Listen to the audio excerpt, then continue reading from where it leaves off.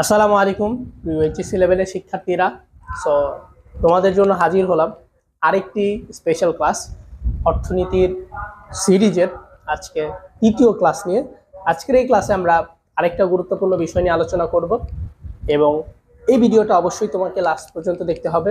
তুমি যদি এই ভিডিওটা লাস্ট পর্যন্ত দেখো, আশা করছি যে এখান থেকে যে সৃজনশীল প্রশ্নটা তোমার পরীক্ষায় আসে সো সেটা তোমার সমাধান হয়ে যাবে। সো আমরা যদি একটু দেখাই যে আজকে আমরা কি শিখবো। আমরা আজকে কিছু গুরুত্বপূর্ণ অর্থব্যবস্থা আছে। তোমরা জানো যে অর্থনীতি প্রথম পত্রের প্রথম অধ্যায়ের খুবই গুরুত্বপূর্ণ একটা টপিক, সেটা হচ্ছে অর্থব্যবস্থা। সো পৃথিবীর মধ্যে প্রচলিত অর্থব্যবস্থা আছে চারটা, যার মধ্যে এক নাম্বার হচ্ছে তোমার ধনতান্ত্রিক অর্থব্যবস্থা, যেটাকে আমরা অনেকেই বলি ব্যক্তিগত অর্থব্যবস্থা, আবার অনেকেই বলি পুঁজিবাদী অর্থব্যবস্থা। সো এরপর সমাজতান্ত্রিক অর্থব্যবস্থা আছে, রাষ্ট্রীয় অর্থব্যবস্থা আছে, নির্দেশমূলক অর্থব্যবস্থা আছে। তারপর আমরা মিশ্র অর্থব্যবস্থা, ইসলামী অর্থব্যবস্থা। অর্থাৎ পৃথিবীর মধ্যে তুমি যদি লক্ষ্য করো ভালো করে, তাহলে তুমি দেখবে যে এই চারটা অর্থব্যবস্থা পৃথিবীর মধ্যে রয়েছে, যার মধ্যে এক নম্বর ধনতান্ত্রিক অর্থব্যবস্থা, যেটাকে আমরা বলি ব্যক্তিগত অর্থব্যবস্থা। অর্থাৎ যে অর্থব্যবস্থা ব্যক্তিগত সেটাই হচ্ছে ধনতান্ত্রিক। তোমাদের এইটা কিভাবে পরীক্ষা আসে, যেমন তোমার পরীক্ষা আসতে পারে যে ধনতান্ত্রিক যে অর্থব্যবস্থা আছে সে অর্থব্যবস্থার অপর নাম কি, বলবে ব্যক্তিগত অর্থব্যবস্থা। আবার ব্যক্তিগত অর্থব্যবস্থার অপর নাম কি, পুঁজিবাদী অর্থব্যবস্থা। সো আজকের এই ক্লাসে আমরা শেখার চেষ্টা করব এই চারটা অর্থব্যবস্থার মধ্যে থেকে একটা অর্থব্যবস্থা, এবং এই একটা অর্থব্যবস্থা থেকে তোমার পরীক্ষা প্রশ্ন আসলে কিভাবে উত্তর দিতে হয় সেটা আমরা শিখবো। সো আজকে আমরা ধনতান্ত্রিক অর্থব্যবস্থা সম্পর্কে জানার চেষ্টা করব। খেয়াল করো, ধনতান্ত্রিক অর্থব্যবস্থা বলতে বোঝানো হয় যে অর্থব্যবস্থার ব্যক্তি মালিকানা বিদ্যমান এবং সকল কিছুর মালিক হচ্ছে কে থাকে, জনগণ থাকে, নাকি হবে না।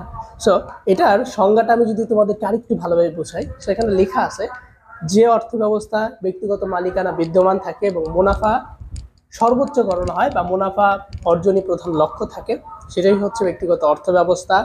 ঠিক আছে, তাহলে ব্যক্তিগত মানে হচ্ছে তোমার নিজের যে অর্থব্যবস্থা, অর্থাৎ যেই অর্থব্যবস্থার মালিক আমি নিজেই, সেটাই হচ্ছে ব্যক্তিগত অর্থব্যবস্থা। সো এই ব্যক্তিগত অর্থব্যবস্থার সূত্রপাত হয়ে থাকে ইউরোপে হয়েছিল। সো যেহেতু এটা ইউরোপে হয়েছে এটা তোমার জানা দরকার।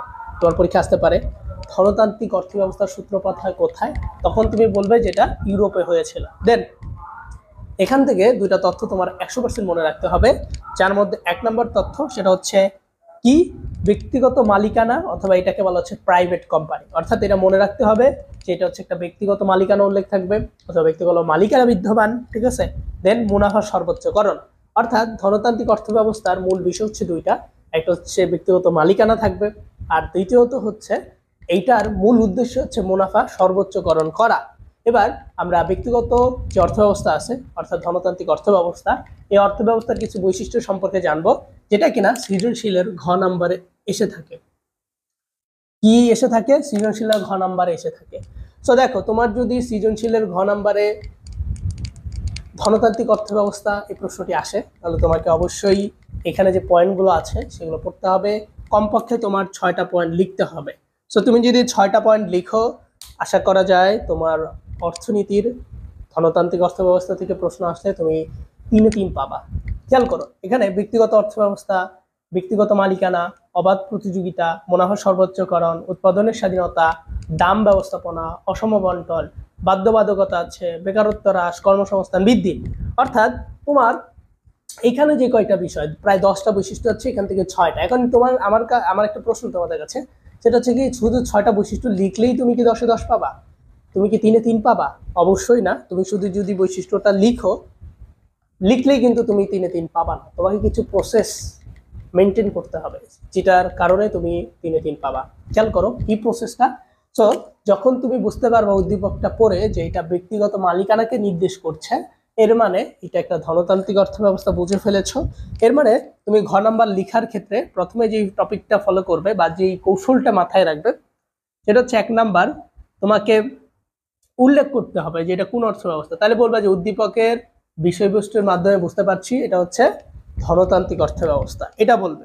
2 নাম্বার তুমি কি করবে, এটার সংজ্ঞাটা দিবে। কি করবে ভাইয়া? এটার সংজ্ঞাটা প্রদান করবে। তুমি যদি এটার সংজ্ঞাটা প্রদান না করো, তাহলে কিন্তু তুমি পূর্ণাঙ্গ নাম্বার পাবা না।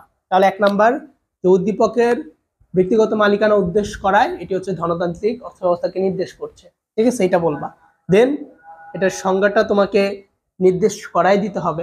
এরপর তোমার 3 নাম্বার যে বিষয়টা থাকবে সেটা হচ্ছে এই বৈশিষ্ট্য, এবং এই বৈশিষ্ট্যর ক্ষেত্রে তোমাকে কয়েকটা বিষয় মানে লক্ষ্য রাখতে হবে। সেটা হচ্ছে ব্যক্তিগত অর্থব্যবস্থা, মালিকানা অর্থব্যবস্থা বা ব্যক্তিগত মালিকানা বিদ্যমান। এখানে তুমি এইভাবে এক একটা পয়েন্ট লিখে এই নিচে দাগ দিবে এবং এখানে কিছু পয়েন্ট লিখে দিতে হবে। এখানে আবার কিছু কথা লিখে দিতে হবে, কথা লিখে দিতে হবে, কথা লিখে দিতে হবে, কথা লিখে দিতে হবে। সো এখান থেকে তোমার যে পয়েন্টগুলো ভালো লাগে এরকম 6টা পয়েন্ট মাথায় রাখবে, মুখস্থ করবে। এরপর আমি এভাবে যেভাবে যেভাবে বলছি সেভাবে লিখে দিবে, তাহলে ইনশাআল্লাহ ইনশাআল্লাহ তুমি ফুল নম্বর পাবে।